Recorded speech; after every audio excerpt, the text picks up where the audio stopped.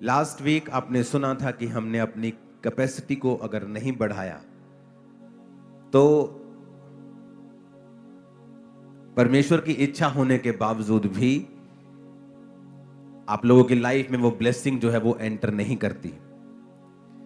अगर बर्तन 1 लीटर का है, अगर आप 4 लीटर उसमें उंडेलने की कोशिश करेंगे तो वचन कहता है कि वो वेस्ट हो जाएगा। और बाइबल कहती है कि अगर नया दाखरस पुरानी मश्क में डालेंगे तो वो नया दाखरस भी खत्म हो जाएगा, क्योंकि पुरानी मश्क में जब वो रिएक्शन करेगा, जब उसमें गैस पैदा होगी तो वो फट जाएगी।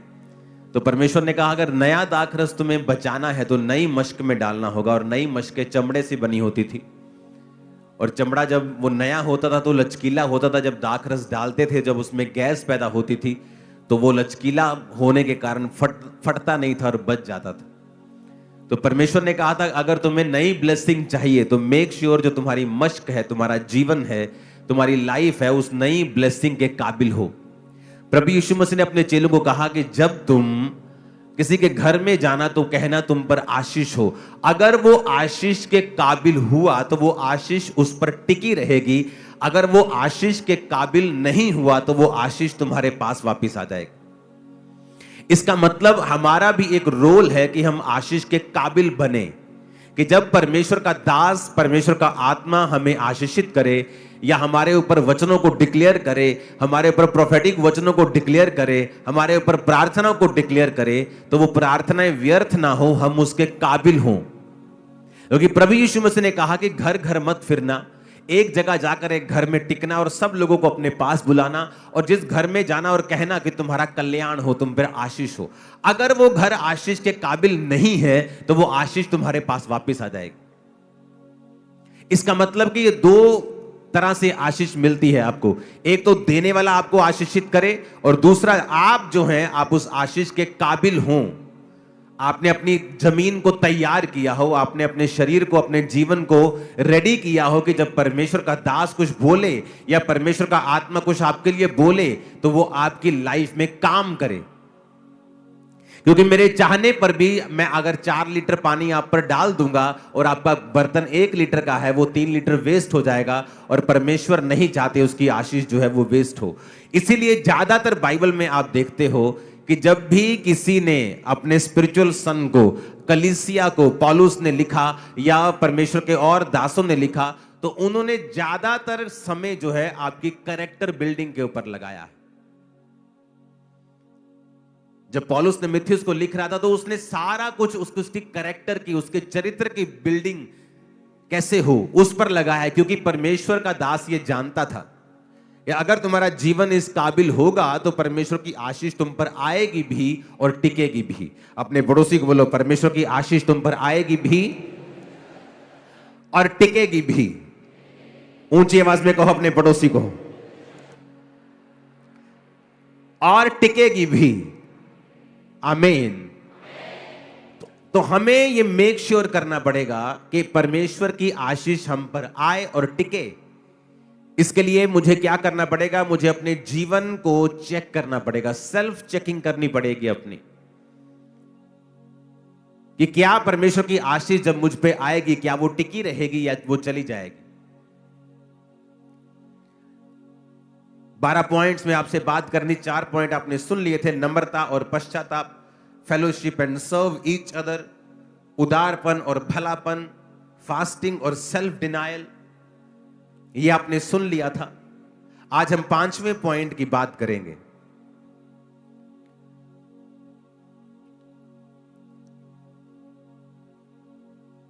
जो है, अपने पड़ोसी को बोलो, इंतजार करना। फिर से बोलो अपने पड़ोसी को, इंतजार करना।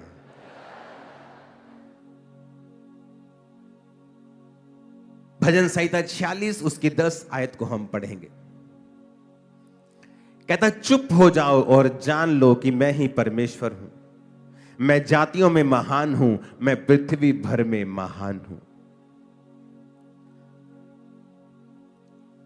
कई बार परमेश्वर जो है वो शोर में नहीं है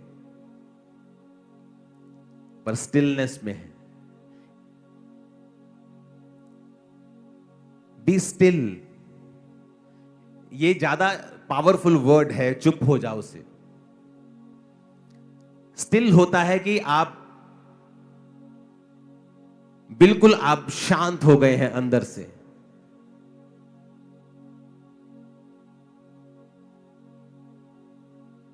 कई बार आप अपनी जिंदगी में इतने ज्यादा परफॉर्मेंस ओरिएंटेड हैं कि आपको हर वक्त परफॉर्मेंस देनी है परमेश्वर में। आज मैंने 6 घंटे प्रार्थना की, आज मैंने इतने रोजे रखे, और ऊंची ऊंची प्रार्थना। कई बार परमेश्वर, वो ठीक है सब कुछ, लेकिन मैं आपको नेक्स्ट लेवल सिखा रहा हूं।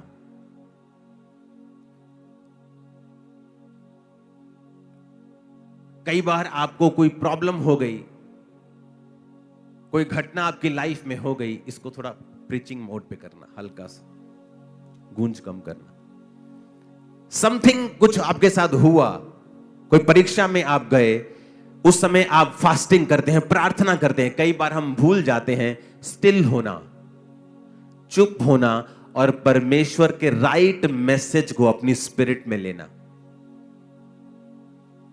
मैं जो आपको बातें बता रहा हूं ये प्रैक्टिकल हैं और डीप है जो मैं आपको बता रहा हूं। सम टाइम आपकी लाइफ में एक परीक्षा एंटर करती है, आप बोलते ओह ये क्या हो गया।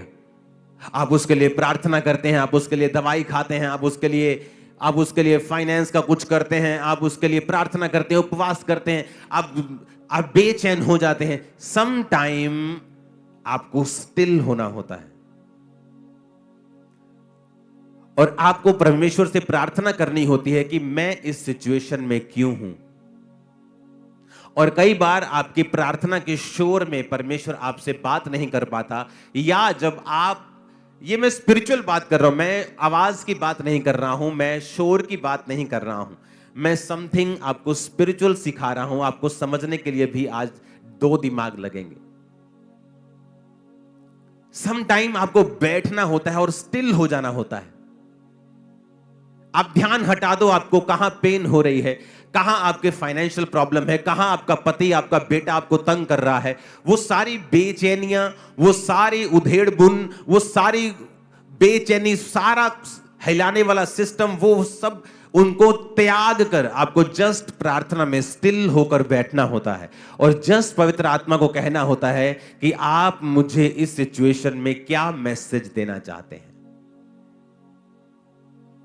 आप हैरान हो जाएंगे जब परमेश्वर का आत्मा उस सिचुएशन में आपसे बात करेगा और आप उसको फॉलो करेंगे। आप अपने आप को नेक्स्ट लेवल पे देखेंगे जो आपने पहले कभी नहीं देखा। पर ये बात सारी मैं आपको प्रैक्टिकल थोड़ा बता रहा हूं, इसको समझाना भी मुश्किल है थोड़ा सा। आप कई बार इतने बेचैन होते हैं प्रार्थना में और आप अपनी लाइफ की इन चीजों में कि आप भूल जाते हैं कि आपको परमेश्वर कई बार स्टिल जब आप होते हैं, जब आप काम होते हैं,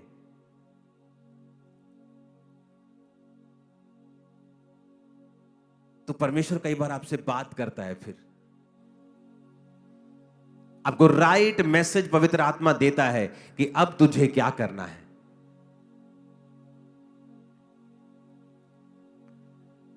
मैं नहीं जानता आपको समझ आ रही है कि नहीं, थोड़ा थोड़ा आ रहा है कि स्टिल होना,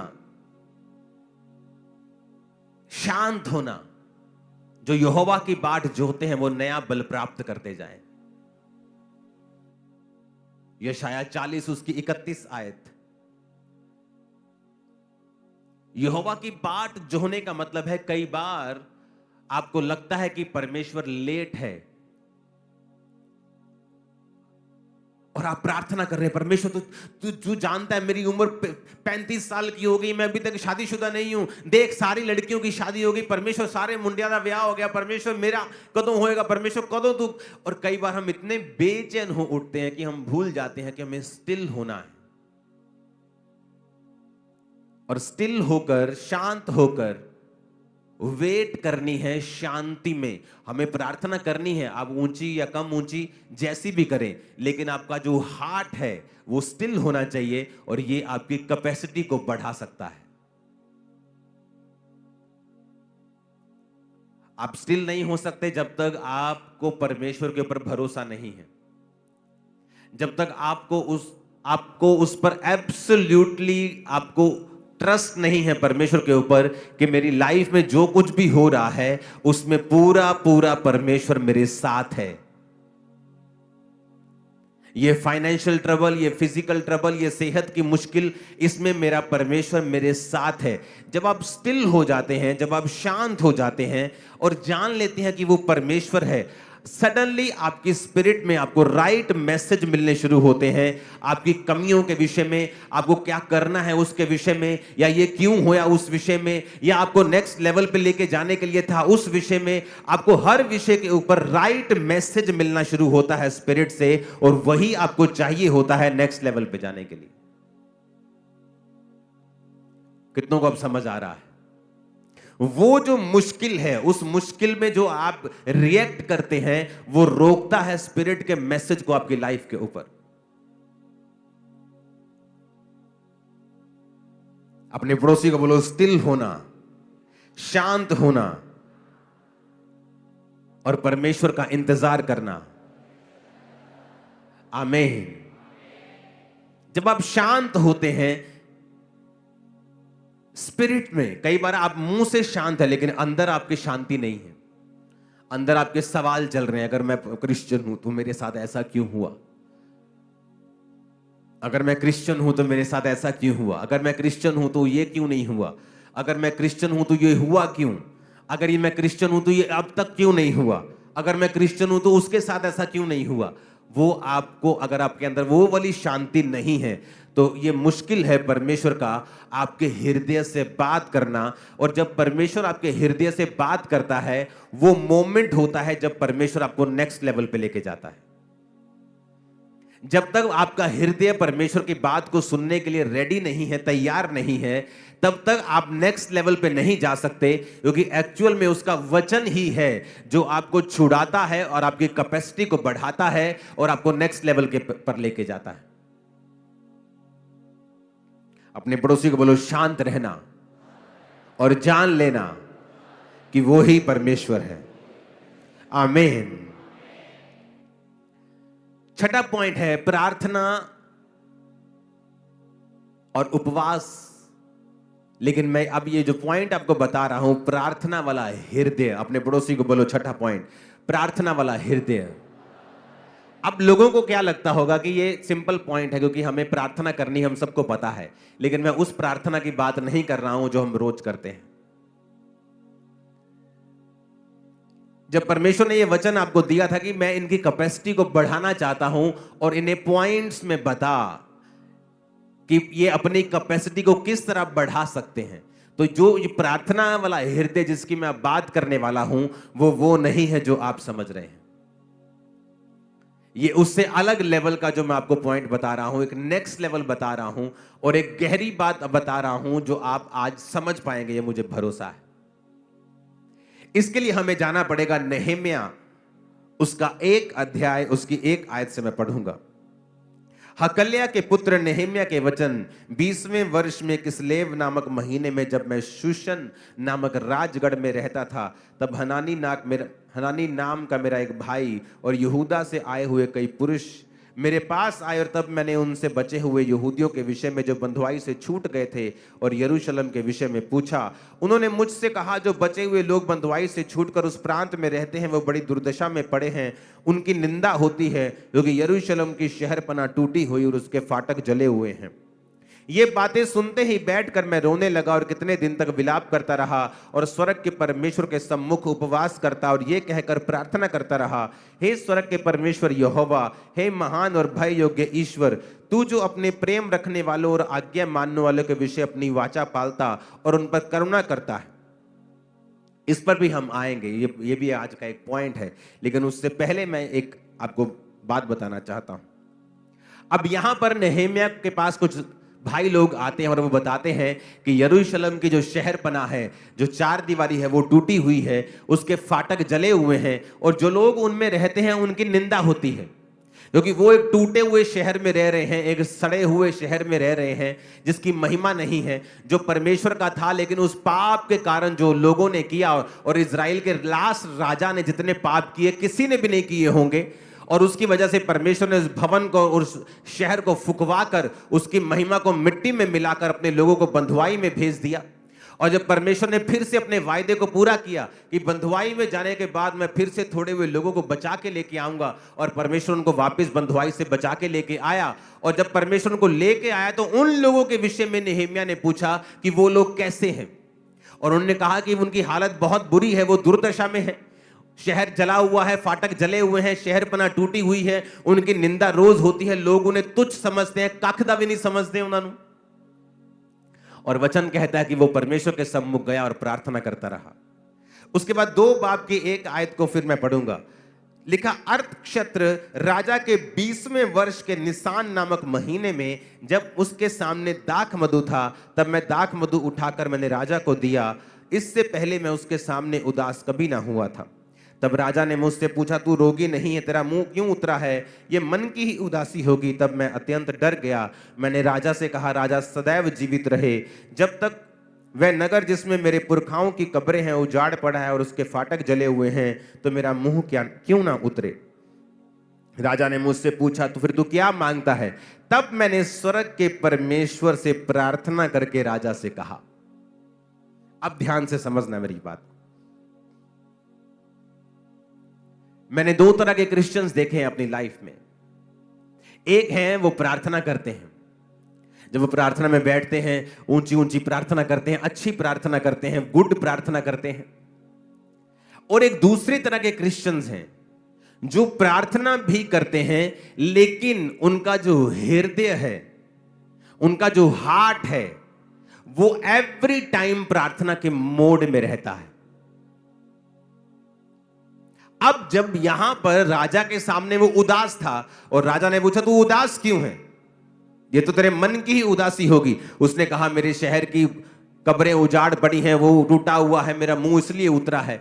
तो राजा ने कहा, बता मैं तेरे लिए क्या करूं? तो उसने वचन में लिखा है, तब मैंने स्वर्ग के परमेश्वर से प्रार्थना करके कहा। अब वो प्रार्थना करने के लिए वापस कमरे में नहीं गया, लेकिन वो जो प्रार्थना कर रहा था वो अपने हार्ट में कर रहा था। ये मेरे स्पिरिचुअल फादर ने मुझे सिखाया था कि जब तुम लोगों से बात भी कर रहे हो तो अपनी स्पिरिट में प्रार्थना करो। कई बार जब आपकी लाइफ में मैं आता हूं और ले हैंड करता हूं, आपको परमेश्वर प्रोफेटिक वर्ड बताता है, मैं आपके साथ बात कर रहा हूं, लेकिन इनसाइडली मैं परमेश्वर से बात कर रहा हूं।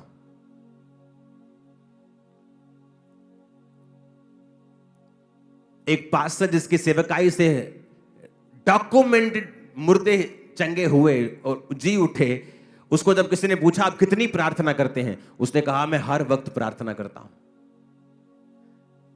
अब ये 2 तरह के लोग इसमें भी होंगे। एक होंगे जो बोलेंगे नहीं मैं बैठ के प्रार्थना नहीं करता हूं, मैं चलता फिरता प्रार्थना करता हूं, परमेश्वर को हर वक्त याद रखता हूं। वो उस तरह की प्रार्थना नहीं है जिसकी मैं बात कर रहा हूं। जिस प्रेयर वाले हार्ट की मैं बात कर रहा हूं, उस लेवल तक आप कभी नहीं पहुंच सकते जब तक आप रोज 3-4 घंटे प्रार्थना नहीं करेंगे मिनिमम। क्योंकि अगर आप कहेंगे मैं बैठ के प्रार्थना नहीं करता हूं, मैं चलता फिरता करता हूं, आप एक अलग लेवल पे हैं, आप छोटे लेवल पे हैं। लेकिन जिस लेवल की मैं बात कर रहा हूं, जब आप रोज परमेश्वर के साथ उसको अपना समय देते हैं, आप उसको अपना मुंह दिखाते हैं, आप प्रभु के सामने खड़े होते हैं, और जब आप प्रार्थना से उठकर फिर अपने कामों में चले जाते हैं, अपने बिजनेस में, अपनी जॉब में, अपने डेली अफेयर्स में चले जाते हैं, तब आपका जो हृदय है वो प्रेयरफुल होना चाहिए। मोस्टली लोग ये नहीं समझते हैं कि इसे इंटीमेसी कहते हैं, परमेश्वर के साथ हर वक्त प्रभु के साथ जुड़े रहना। ये जो मैं आपको बता रहा हूं, मैं जानता हूं ये आम इंसान के लिए पॉसिबल नहीं है, लेकिन मैं आपको ये बता देता हूं, यही एक रीजन है आपकी कैपेसिटी को ये बढ़ा सकता है, इतना काबिल बना सकता है कि दुनिया आपको देखने के लिए होगी। मैं आपको बता रहा हूं, ये मैं आपको अपनी लाइफ के सीक्रेट दे रहा हूं कि जब आप किसी से प्रार्थना, आप बात कर रहे हैं, आप इनसाइडली परमेश्वर से प्रार्थना कर रहे हैं, और वो प्रार्थना सुनाई नहीं दे रही, आपके होंठ नहीं हिल रहे, आपका पूरा अटेंशन उस व्यक्ति की तरफ है, लेकिन इनसाइडली आप परमेश्वर के साथ अटैच्ड हैं और उससे बात कर रहे हैं। आप समझ पा रहे हैं कि नहीं? आप किसी से बात कर रहे हैं, लेकिन इनसाइडली आप प्रभु के साथ भी पूरे कनेक्शन में हैं उस समय। और ये चीज की प्रैक्टिस, ये चीज का अभ्यास आपकी लाइफ की जो कैपेसिटी है, अगर आपका बर्तन आज 100 लीटर का हो जाए, परमेश्वर कभी उसमें 50 नहीं रखेगा, वो 100 का 100 आपको देगा। और जो बातें मैं आपसे कर रहा हूं, ये आपको 1 से 4 नहीं है, 1 से 100 कर देगा। सडनली आपके बिजनेस के विषय में आपको आइडियाज आने लगेंगे, आपकी सेवकाई के विषय में परमेश्वर आपसे बात करने लगेगा, आपकी फैमिली के विषय में वो आपसे बात करने लगेगा। सडनली आपकी लाइफ में ऐसे ऐसे मोड आने स्टार्ट होंगे, आप समझ जाएंगे कि हां, परमेश्वर मेरी कैपेसिटी को बढ़ा रहा है, क्योंकि आपकी इंस्ट्रक्शंस, परमेश्वर की इंस्ट्रक्शंस आपके लिए, आपके जीवन के कदम, आपके नेक्स्ट कदम आपके चेंज होंगे और आपको मालूम होगा कि बदलाव मेरी लाइफ में आ रहा है। आमीन। कहता, जब राजा ने मुझसे कहा बता तुझे क्या चाहिए, कहता मैंने स्वर्ग के परमेश्वर से प्रार्थना करके कहा। कहां? अंदर। लोगों को लगता है कि ओके, मुझे एक जगह खरीदनी है, ओके बैंक में बैलेंस है सीए साहब, हाँ हाँ बैलेंस है, ओके मैं जाता हूं जगह खरीदता हूं, और सडनली वो क्या देखते हैं? अपने आप को ट्रबल में फंसा हुआ। चाहे आपके पास पैसा है, चाहे वो जगह तैयार है जो आपने लेनी है, लेकिन उससे पहले आपको प्रार्थना करनी है। आपके पास पैसा है, आप ऑपरेशन करवाने के लिए चले जाते हैं, लेकिन उससे पहले आपको प्रार्थना करनी है। जो प्रेयर हार्ट है, एक तो प्रार्थना करना रोज, वो तो आपने करनी, वो तो मैं आपको इतने सालों से वचन दे रहा हूं, लेकिन आज मैं आपको कह रहा हूं कि उस प्रार्थना के बाद अपना हार्ट जो है वो प्रेयर में कनेक्टेड रखना है परमेश्वर के संग। अब आप रास्ते में जा रहे हैं, आप बस में बैठे हैं, आप क्या करेंगे बस में बैठ के? जो रील्स हम देखते हैं वो हमारा टाइम वेस्ट करती हैं, लेकिन जो कनेक्शन हम परमेश्वर के साथ बिल्ड करेंगे वो हमारा फ्यूचर ही नहीं, हमारी जनरेशन के फ्यूचर को भी बिल्ड करता है।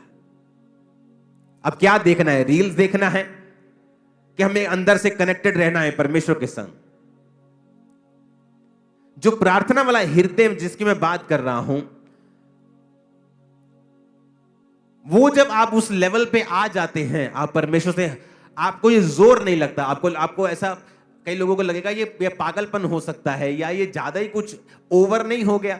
नहीं, आपको लगता है ये ओवर है, लेकिन बाद में जब आप इस बात को समझ जाते हैं और आप प्रभु के साथ कनेक्टेड रहते हैं, आप अपने परिवारों में भी रहेंगे, आप काम भी करेंगे, अपनी ड्यूटीज भी पूरी करेंगे, आप आनंदित भी रहेंगे, आप क्रिकेट भी खेलेंगे, सब कुछ होगा, लेकिन जो आप करते हैं आप कीजिए, लेकिन आप इनसाइडली आप पूरी तरह से परमेश्वर के साथ इंटीमेसी में होंगे और परमेश्वर आपसे बात करते रहेंगे, पवित्र आत्मा आपको गाइड करता रहेगा, आप कभी नीचे नहीं आएंगे, शैतान कभी आपका नुकसान ना कर पाएगा, मैं आपको बता रहा हूं।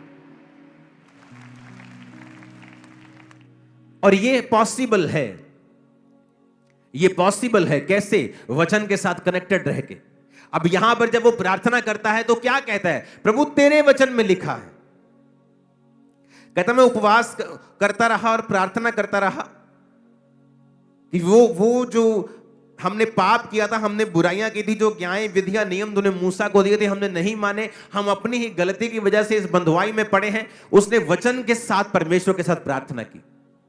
आज किन लोगों को शैतान धोखा देता है? जो वचन में नहीं है, जिनको वचन की नॉलेज नहीं है, जो ये नहीं जानते कि परमेश्वर के वचन में अगर लिखा है, आप उसके लिए प्रार्थना कैसे कर सकते हैं? अगर आपको पता है व्यभिचार पाप है, आप प्रार्थना कैसे कर सकते हैं कि प्रभु अगर तेरी इच्छा है तो? प्रभु तो पहले बता चुका है ये पाप है, ये व्यभिचार है।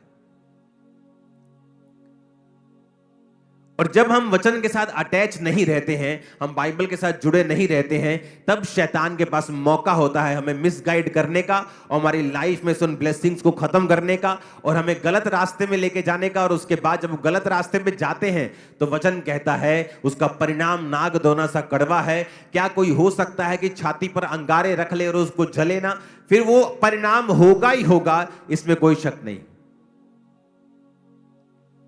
ऊंची आवाज में कहो हालेलुया।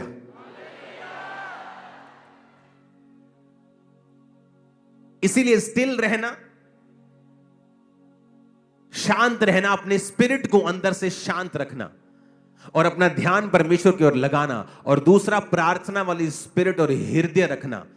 वो प्रार्थना वाला हृदय जो परमेश्वर के साथ कनेक्टेड हो और परमेश्वर के साथ जुड़ा हुआ हो। हालेलुया।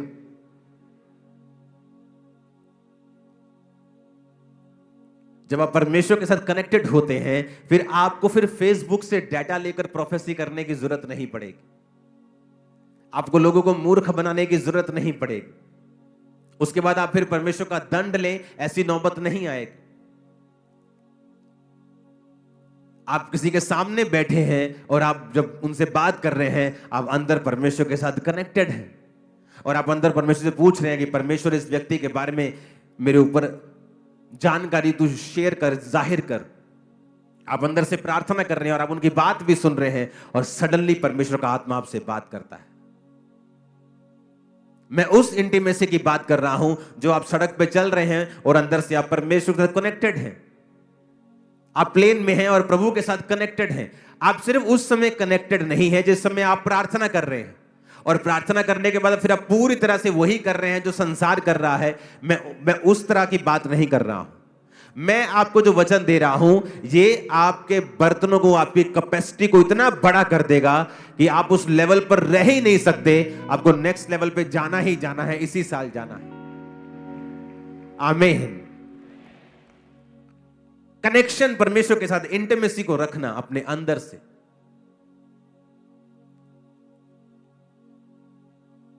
हालेलुया। और ये लेवल तभी पॉसिबल है जब आप रेगुलर प्रेयर करने वाले हैं। खुदा ने कहा जब तू प्रार्थना करे तो जा और अपने द्वार को बंद करके कुंडी लगाकर प्रार्थना कर, तेरा पिता जो गुप्त में देखता है तुझे प्रार्थना का उत्तर देगा। जब तू उपवास करे तो जा और अपने सिर को तेल मल के अपने मुंह को धो कि तेरा मुंह उतरा हुआ ना हो, ताकि तेरा पिता तुझे गुप्त में उपवासी जाने। जो तू गुप्त में करेगा तेरा पिता उसे उसका फल देगा। जब तू दान करे, उन्हें कहीं नहीं कहा अगर तू दान करे, अगर तू उपवास करे, अगर तू प्रार्थना करे। उसने कहा जब, यानी प्रार्थना करना, प्रार्थना का हृदय रखना। और सातवां है जो कुछ भी करना उसे गुप्त में करना। बाइबल कहती है जब प्रेरितों के काम की कलीसिया शुरू हुई, 120 लोगों के ऊपर जब पवित्र आत्मा उतरा और परमेश्वर का वचन पूरा हुआ कि जब तक प्रतिज्ञा पूरी ना हो, पवित्र आत्मा ना उतरे, तब तक यरूशलेम में मेरी बाट जोहना। जब पवित्र आत्मा उतर गया, गैर भाषा उतरी, तो तब कलीसिया की शुरुआत हो गई। जब कलीसिया की शुरुआत हो गई तो कलीसिया जब स्टार्ट हुई, जब कलीसिया के खर्चे शुरू हुए, तो वचन कहता है कलीसिया के लोगों ने अपनी अपनी प्रॉपर्टी बेचकर प्रेरितों के पांव के ऊपर उस पैसे को रखते थे और वो उस पैसों से पूरी कलीसिया के काम को चलाते थे और सारी सेवकाई को वो करते थे। आज जब भी शैतान आपकी आशीष को खाना चाहेगा, वो आपको एक ऐसा दान वाला बना देगा, दान करता बना देगा, जिसे पूरी दुनिया इंटरनेट के ऊपर जानती है। और ये इसलिए है क्योंकि शैतान आपकी आशीष को खाना चाहता है। मेरी टीम को मुझे कहते 15 साल हो चुके हैं कि आप जो कुछ करते हो हमने ऐसा कहीं नहीं देखा है, आप इसे दिखाया करो। और मैं कभी नहीं दिखाता हूं। आपने जो चैरिटी के काम मेरे देखे हैं इंटरनेट के ऊपर, जो हम दिखाते हैं, वो हमारा 1% भी नहीं है, 1%। और सिर्फ इस मकसद के लिए है कि जो 2300 से 2500 मेंटरशिप के अंडर पास्टर्स हैं, जो लाखों कलीसिया हैं, दूसरे कितने देश हैं जो यहां नहीं आ सकते, वो हमें देखें और अपनी कलीसिया में उसी तरह से फॉलो करें। जब भी शैतान आपको देखता है कि आप अच्छे हैं, वो मेक श्योर करेगा कि आप कहीं ना कहीं से वचन को ब्रेक करें, ताकि आप पूरी आशीष परमेश्वर से ना ले सकें। क्यों एक सिस्टम बनाया गया कि अब ऐसा भी तो हो सकता है कि प्रेरित कहते हैं कि ठीक है भाई, तुमने अपना घर बेचा, ये 10 लोगों की घर की किस्त जानी है, ये 4 लोगों का राशन जाना है, तुम ऐसा करो, इनको दे दो। उनको आमने सामने नहीं करवाया। चर्च किस लिए? क्योंकि जब आप चर्च में, मैं भी चर्च में बोता हूं, आपका चर्च ये होगा, मेरा अलग होगा। मैं अपना टाइल्स जब बोता हूं, वो किसके बेहतरी में यूज हुआ है, अगर उसको ये पता है फिर तो मेरी महिमा हो गई।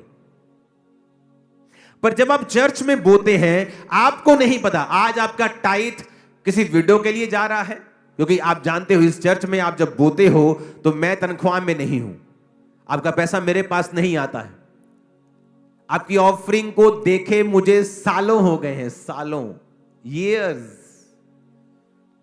वो एक बड़ी टीम गिनती है, बैंक में जमा करवाती है, बैंक से खर्चे होते हैं, मैं साइन करता हूं चेक्स के ऊपर, और एक टीम उस सभी को देखती है। In house CA, outside CA, in house team, disciples की टीम उसे चेक करती है कि सब कुछ, पैसे की गड़बड़ी कहीं भी ना हो। आपको नहीं पता, मुझे नहीं पता मेरा पैसा किस भले काम के लिए लगा, और वही गुप्त है, इसीलिए आप फल पा रहे हो।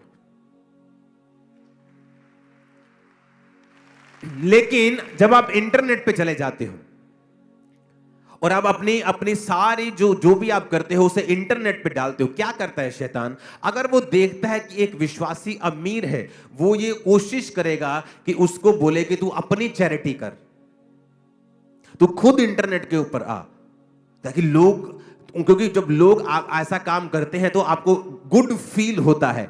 Every good feeling is not from God.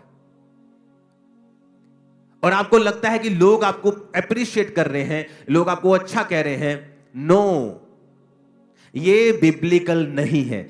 मैं न्यूयॉर्क में एक चर्च में था। न्यूयॉर्क टाइम्स स्क्वायर दुनिया का सबसे महंगा एरिया है, और मैं वहां पे गया, और एक वहां पे चर्च में जो हेड है वो मेरे क्रूसेड के ऊपर थे, और वहां पर जो चर्च के हेड हैं उन्होंने मुझे इनवाइट किया कि आके आप आएंगे।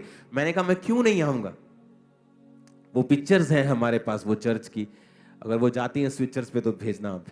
वो चर्च को जब हमने अंदर गए, हम इनवाइटेड थे, वहां हमने देखा तो वो चर्च के बारे में बताया कि आज उस जो चर्च की वैल्यू है वो 900 करोड़ रुपए है। और आप इमेजिन करो, जिस चर्च को खरीदा गया वो एक पोर्नोग्राफिक थिएटर था, वहां गंदे काम होते थे, लाइव नंगी लड़कियां वहां पे नाचती थी।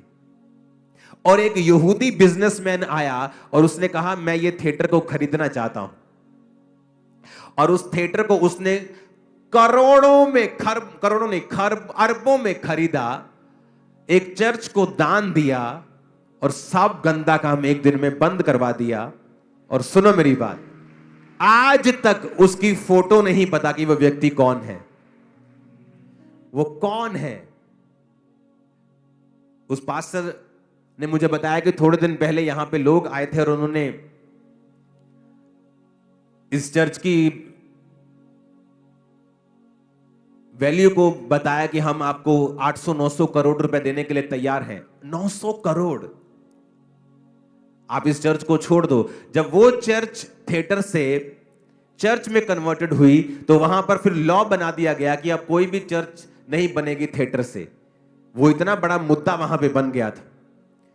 वो आज टाइम्स स्क्वायर की ओनली चर्च है जो हर टाइम ओवर भरी रहती है, क्योंकि टाइम्स स्क्वायर में हर जगह जाने के लिए आपको डॉलर्स लगते हैं आपको, लेकिन वो चर्च फ्री सर्विस, जब कहती है फ्री सर्विस, लोग बहुत आते हैं वहां चर्च में वचन को सुनने के लिए।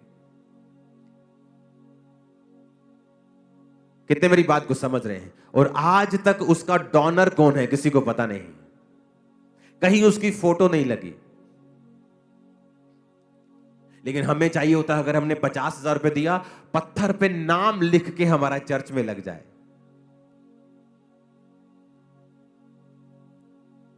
कितने मेरी बात को समझ रहे हैं? क्राइस्ट ने हमें अलग तरह से बुलाया है। ये देखो चर्च आ गई सामने।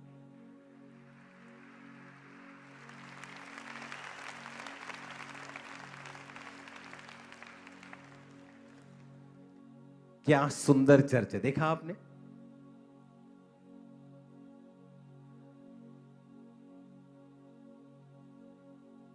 ये वो हॉल है जहां हम गए थे। इसके आसपास ऊपर नीचे बहुत से हॉल्स, बहुत से ऑफिसेस, बहुत सी इसमें और भी चीजें हैं इस हॉल में।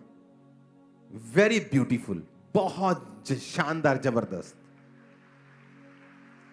और यहां पर एक भी जगह आपको मालूम नहीं होगा कि किसने। और इमेजिन करो एक बिजनेसमैन आया और उसने परमेश्वर के नाम के लिए इतना बड़ा काम कर दिया। जो बड़े बिजनेसमैन हैं उनका मकसद अपनी एनजीओ खोल के चैरिटी करना नहीं होना चाहिए, क्योंकि उसमें लोग आपको जानते हैं, आपकी फोटो जानते हैं, आप जानते हैं। इसलिए परमेश्वर ने चर्च सिस्टम को बनाया कि जब आप चर्च में बोते हैं, लोग नहीं जानते हैं कि वो पैसा जिनकी मदद हो रही है, जो मेडिकल जिनके ट्रीटमेंट चल रहे हैं, यूनिवर्सिटीज की फीसेस जा रही हैं, बच्चों की स्कूल फीसेस जा रही हैं, जो अनाथ बच्चे भी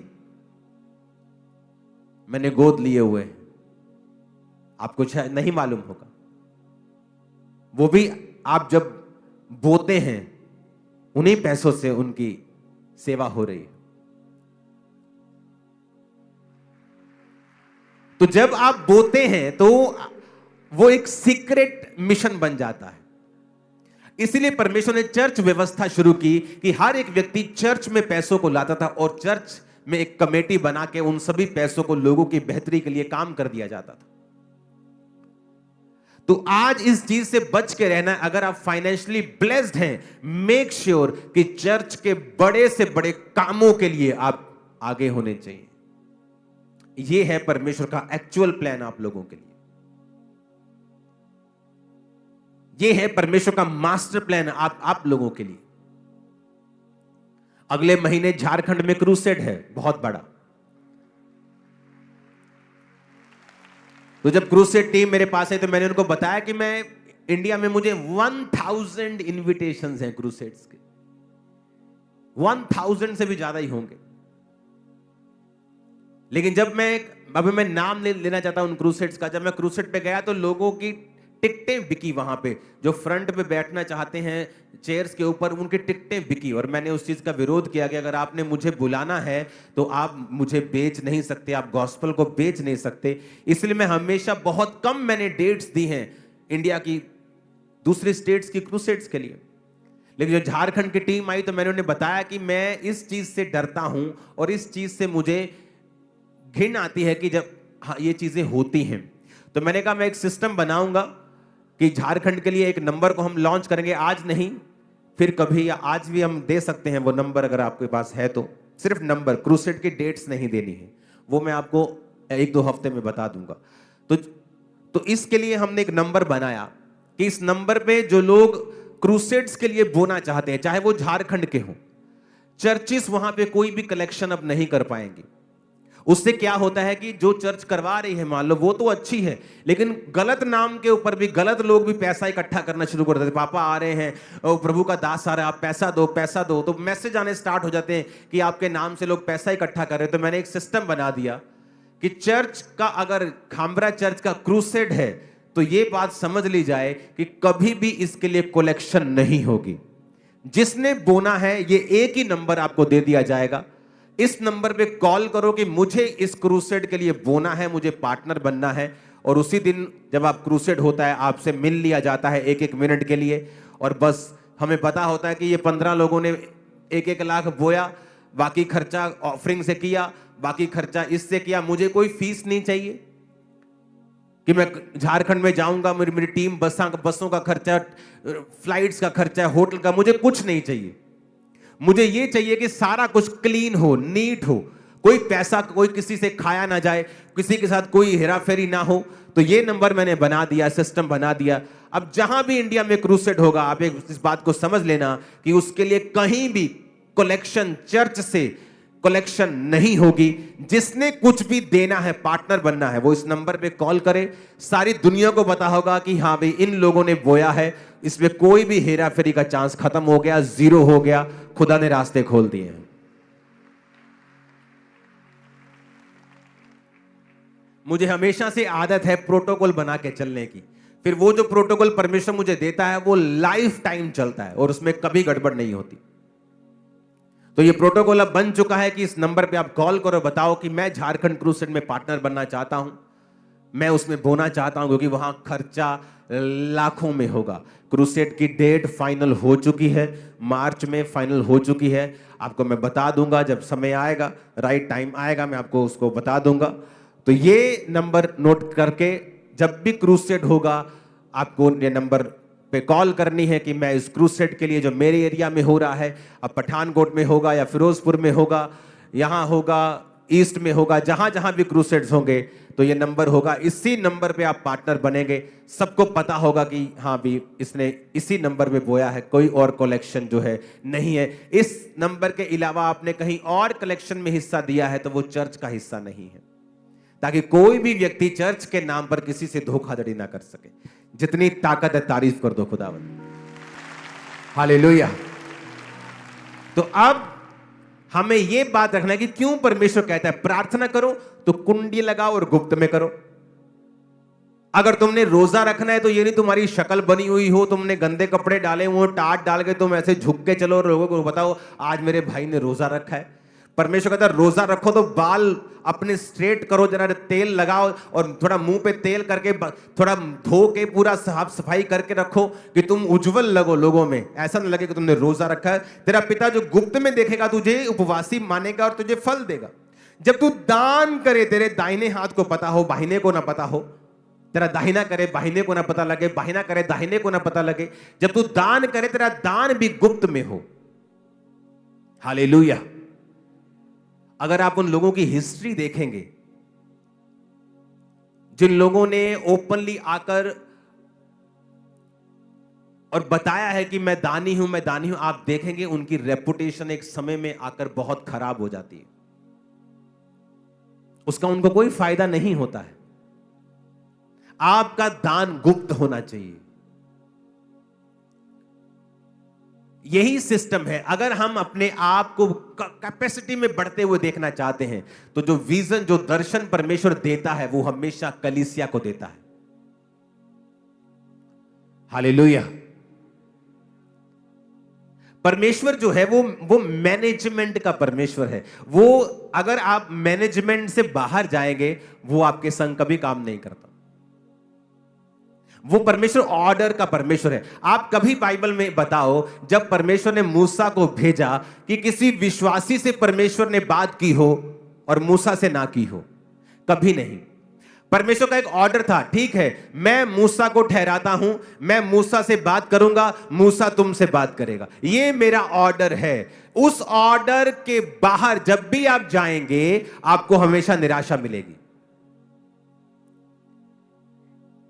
एक कपल मुझसे मिलने के लिए आए, पास्टर थे और उनकी वाइफ थी, और पास्टर ने डाइवोर्स फाइल कर दिया अपनी वाइफ के खिलाफ। जब उनसे मैं मिला तो मैंने जब उनको देखा तो वही ऑर्डर के खिलाफ चलना। क्या ऑर्डर था कि पास्टर ने कहा जब वो प्रेग्नेंट थी कि तू जा और अभी जाके डॉक्टर के पास जाके इसकी डिलीवरी करवा। डॉक्टर ने कहा तू लेट हो गई है, तू इसकी डिलीवरी कर। उस औरत ने कहा नहीं मैं परमेश्वर से पूछूंगी। जब बात हुई तो इसका रीजन यह था कि वो उसकी जो मम्मी थी औरत की, वो उसको गाइड करती थी बहुत, और वो अविश्वासी थी।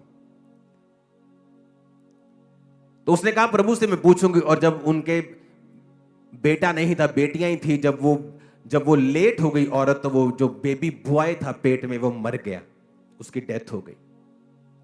और जब वो मुझसे मिले तो मैंने कहा कि जब तेरा हस्बैंड इस बात को कह रहा है जा, तो तुझे पता है कि ये उसकी नहीं, ये परमेश्वर की आवाज है तेरे लिए, क्योंकि परमेश्वर का ये ऑर्डर है कि वो आदमी के जरिए एक हाउस होल्ड से बात करेगा।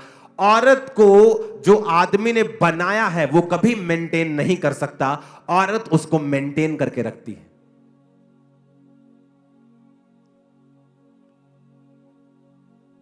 मैंने कहा तब तुझे बोल दिया था, क्योंकि परमेश्वर मैनेजमेंट का परमेश्वर है, और दूसरा वो तेरा हस्बैंड है, तीसरा वो खुदा का दास भी है।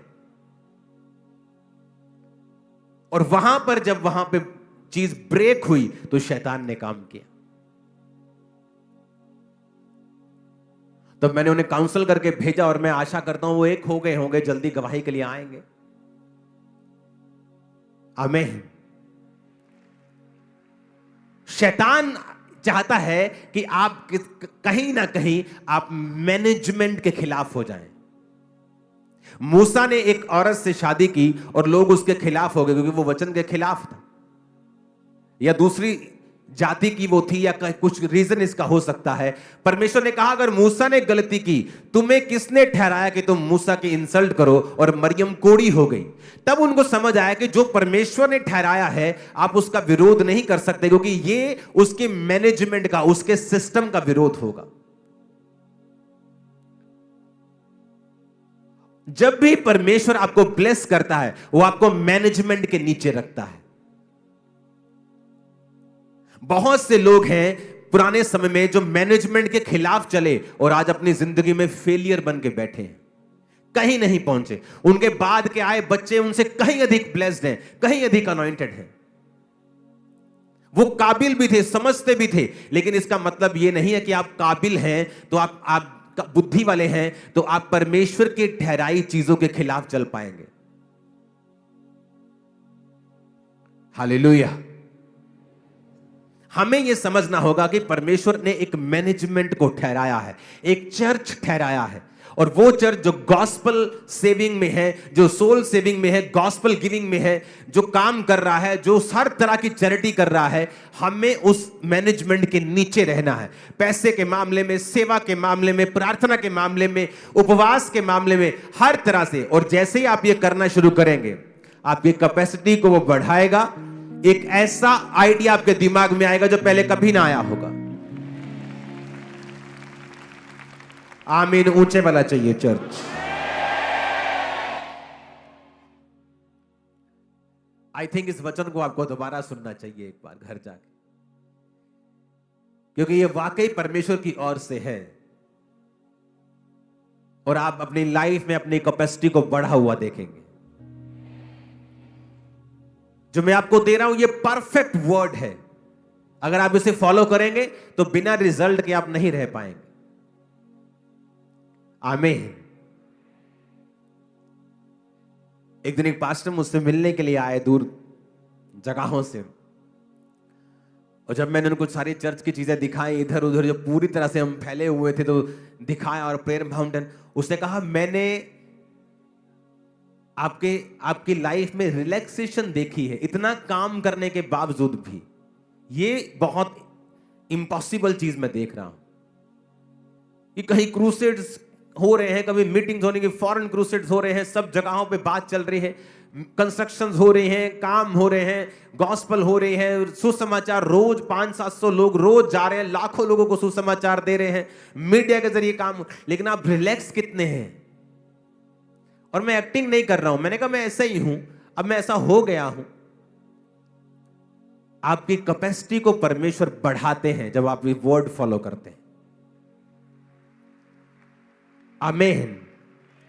अपने हाथों को उठाओ। आई थिंक आज के लिए इतनी खुराक काफी है। अगली खुराक आपको मैं थर्सडे दूंगा। उठाओ अपने हाथों को।